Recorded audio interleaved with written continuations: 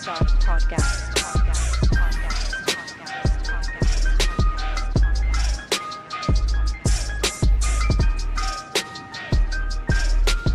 Neighborhood Superstar Podcast.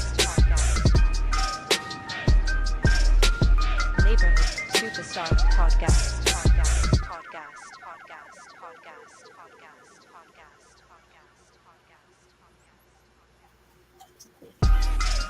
Y'all come on in. Welcome to the Neighborhood Superstar Podcast. Like, subscribe, comment, share. Y'all come on in, man. I'll go in on this pesky situation. Trust that aside. Let's get started. Neighborhood Superstar Podcast. Neighborhood Superstar Podcast.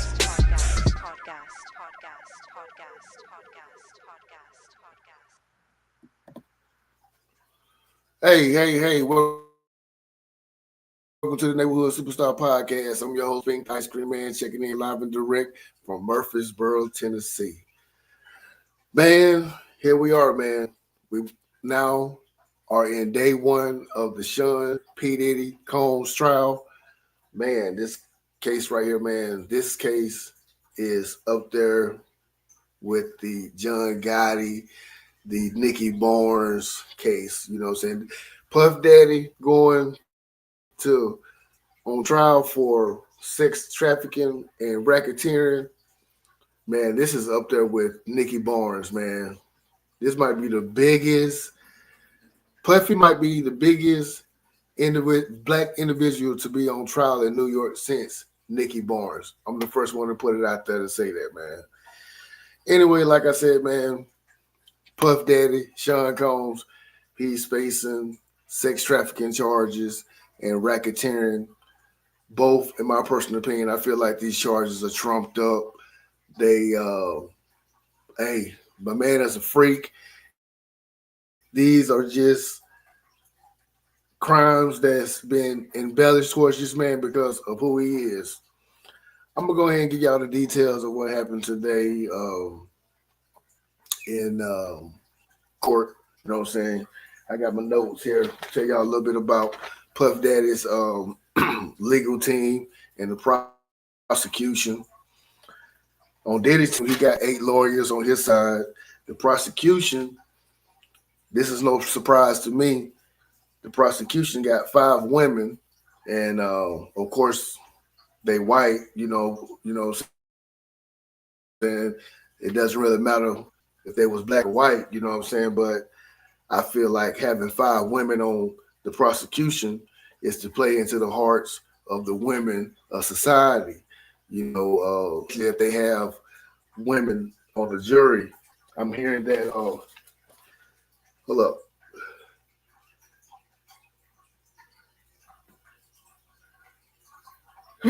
Ooh, bless me, y'all.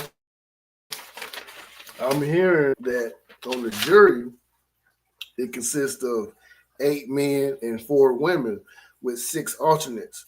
The alternates are 2 women and 4 men. So you have more men than women on jury. I want to point that out. That might work in the case of P. Diddy. Age ranges from different ages. I've heard as high as 50 plus. Some of the judges had to be, some of the jury I'm hearing had to be struck down. Legal, I'm assuming struck down is a legal term for being dismissed because for various reasons. Some of the jurors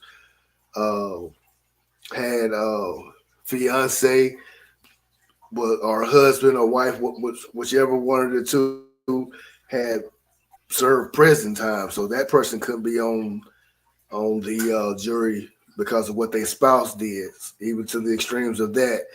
I've even heard things where one juror was dismissed because they knew all his kids. They even watched his TV show, Making of the Band, back in the day.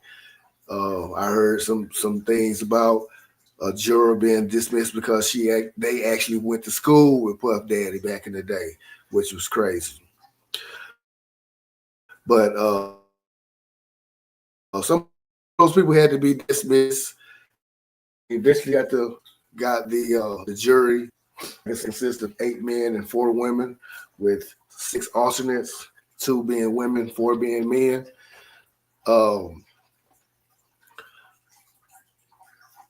I don't understand how they picked a jury that didn't know who Puffy was, didn't know what the trial was about. Everybody in the world knew what this trial was about.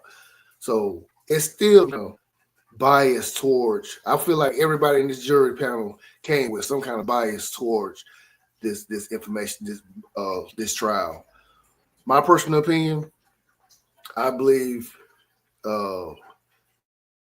Puffy is going to be found innocent of all charges. Yeah, the man's a freak. Yeah, the man's a drug addict. The prosecution, the first thing they stood up and said that he was a womanizer. This is what the prosecution's opening statements was. They said, yes, they pointed at Diddy. They said, yes, Sean Combs is a hip hop mogul, but he had been running a criminal enterprise for the past 20 years. They spoke of Cassie. They said Puffy found out Cassie was creeping with some other dude, and Puffy ended up finding out. He got rounded up his bodyguards, got him a gun, and we went looking for her. And when he found her, he ended up whooping her ass again. You know what I'm saying? Excuse me for my language. I'm new to YouTube. I probably shouldn't be using that foul language, but he beat her. You know what I'm saying?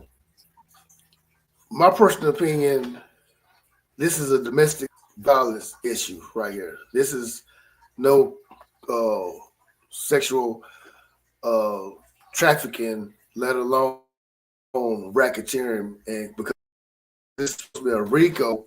I'm not a lawyer at all, but I'm hearing that a RICO is a group of people, not just one. Puffy Daddy is the only one that's being on trial right now. So why is this a RICO? From what I'm told, a RICO, a group of people, at least 2 or more. But anyway, the defense got up and said, that yeah, Puffy is a horrible boyfriend. He does have a bad temper, especially when he drinks. He has been involved with domestic violence issues in the past, but they don't feel like the government should be in his bed, in his bedroom, telling him what he can and cannot do. They put it out there, man, was fucking around with minors and stuff like that. But the judge threw that information out because it wasn't no evidence on it. So I'm glad they didn't have that on my man. They talking about how the sex trafficking came about was because Puffy with the parties, and he would want the lights to be a certain kind of way. He would want his team to get some cash, get a couple of escorts and stuff like that come through to the party. This is trying to put it out there like Puffy was given the escorts. It wasn't for, it was just for their time, which is understandable to me. You understand what I'm saying? I can understand you paying for somebody's time. You know what I'm saying? You don't know what somebody got going on in their time. You want them to come to your party. Sometimes, hey, if you got the paper, you want to pay for somebody's time to come to your party. I understand that. But I understand what the whole racketeer. Maybe that's from thinking that he's running an enterprise, a criminal enterprise. Maybe that is what it is. But as far as sex trafficking, I don't see sex trafficking in anything that I've heard or evidence I've seen so far. Had a couple of witnesses gonna get on the stand. One witness was one of the escorts out of all people. His name, Daniel Phillips. Daniel Phillips, great, great person, great start off for the day for the defense. He got on the stand, testified, and said, "We got it all, y'all. She was wanting it. She booked him to come to Manhattan, to come to a hotel room. Say when he got there, she wanted a full. It was her and Puffy Now this is what he said. He said when he got there, it was her and a man there. The man robe on, a hat, and a bandana around his face. But the escort said he figured out it was Puff Daddy due to his facial features and his voice. So in the mix of while the Mr. Phillips, the escort, he said that Cassie wanted him to use some baby oil to give her a full body massage. Of course, he did what he did. Then they engaged in sexual intercourse. He said she was down with it. She even asked. Now this is what if this is her speaking. This is what he's saying. Cassie was requesting for him to do her, and which doesn't like victimhood to me at all. Mr. Phillips said that Cassie wanted him to piss on her. Now I'm hearing some reports saying that he pissed in her mouth, but he basically urinated on her some way, some form. Now, if he pissed in her mouth, bitch,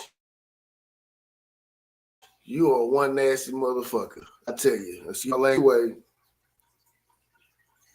that just don't sound like victim right there to me. Mr. Phillips said, it happened numerous times. They would call him up numerous times. Say Cassie, she was the one running the whole thing. She was paying him cash money every time they saw each other. So he was making as much as $6,000 for every time he was coming through, sliding pennies up until and urinating possibly on Cassie. You know what I'm saying? This is just crazy, man. This is crazy. What I'm not saying the sex act, her pissing on, getting pissed on or pissing in her mouth is crazy. What I'm saying is that how you orchestrating something, then fall on hard times. She fell on hard times, moved on, had kids, going through all kind of financial problems, and then she want to remember the good times that she had and sue and win allegedly $30 million. You know what I'm saying? So that's what the escort was saying. Daniel Phillips. They was actually talking to. They saying one witness is missing. They don't know. The government don't know where she at. I can imagine why. Because she realized that she been lying. She was or she was down with the cause all along. And her conscience is eating her. Sometimes when your conscience eats at you, man, you realize that you telling a couple of lies and stuff, man. You probably gonna just disappear. Which I appreciate her doing. You know what I'm saying? But they got this other person out there. They calling her Jane Doe. Now, she's supposed to have met Puffy in 2020. I don't know why they ain't got her name out there. If she's supposed to be involved with the business, they should have her name on the docket. We should know her name. But they call her Jane Doe. But anyway, Jane Doe met Puffy 2020. Oh, he basically, um, well, she. This is what she's saying. She was saying that he was basically encouraging her to do freak offs and stuff like that. She was kind of hesitant at first, but he kept on asking her, kept on asking her, which is no crime, which is no crime. He kept on asking her, so she gave in. She said, "God damn it, that when she would do it, Puffy didn't want her wearing condoms with the escorts for whatever reason why he didn't want her wearing condoms. Hey, personally, but he not fucking her. The escort was fucking. Maybe, maybe the escorts didn't want to use a condom. You know, us brothers, come on, man. Face it, fellas. It feels different when you got a condom on. Come on, man. Just be honest. It feels different when you got a condom on. But anyway, Jane Doe wanted the guys to use a condom, but Puffy told her not to, like I just said. But one thing I found out what Jane Doe said, man, Jane Doe said Cassie, her and Cassie was planning and plotting the freak offs, getting the escorts to come. See, Jane Doe had got involved with it that she felt that, okay, if I continue to do these freak offs with Puffy, maybe he'll put me in the limelight. Apparently, he didn't do it. He was just allowing her to come through the freak offs and have a good time if she chose to, which she said she did. Now, she did say one time she chose not to partake in doing any drugs, and she just wanted to have sex without doing any drugs. She said, "God damn it, that after she got finished having sex, she threw up. I don't understand why she threw up. You know, I could go into many different crazy reasons why I believe she probably threw up, but just because she didn't take any drugs and then she had sex doesn't mean that's the reason why she threw up because she didn't take any drugs. My whole point is this right here, man. This chick here was down with it and then want to say that she wasn't down with it. She wanted to be involved with Puffy and be put in the forefront like Cassie and the other young girl that he was messing with, like what's her name? Young Miami. You know what I'm saying? Young Miami. I haven't heard her say anything about the case. She keeping her mouth closed. Why? Because she was involved. She wanted to be involved. See, I'm gonna tell y'all something. When you are a prominent, high value man, a woman is gonna do whatever it takes to be in your circle, especially if you got paper like that, and you are especially if you got that paper, but most of all, if you got fame and notoriety, she gonna do whatever it takes. And being part of these freak offs was what it was. Cuz was like, hey, man, I'm finna freak these little young broads. You know what I'm saying? I'm finna do my drugs and shit like that. First of all, just like how the defense said today in court, there's no federal crime committed while having freaky sex and doing drugs. So, where's the crime? Why is this man facing a possibility of spending the rest of his life in jail for partying and doing drugs? Now, it's a little bit more than that to me, man. It's a little bit more than partying and having wild sex.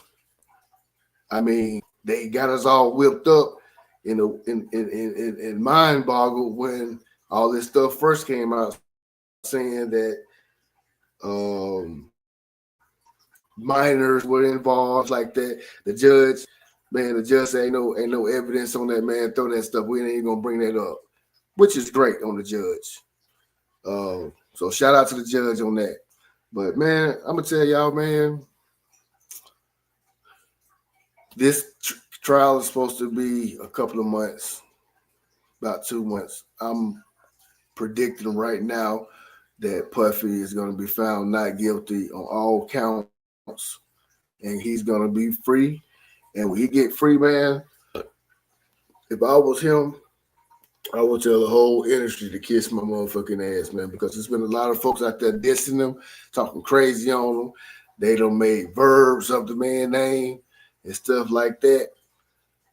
The man name is a verb now. I mean, damn. One of our top moguls is now a verb. I tell you, man. But hey, I'm gonna tell y'all, man. This is another Superstar Podcast, man. Please like, subscribe. Tell me what you think of this video, man. Tell me what y'all think. Is Cassie lying? Do y'all feel like that she's involved was she involved with the freak offs on the playing side of the game, or was she a victim? Y'all tell me what y'all think, man. I'm out. Peace.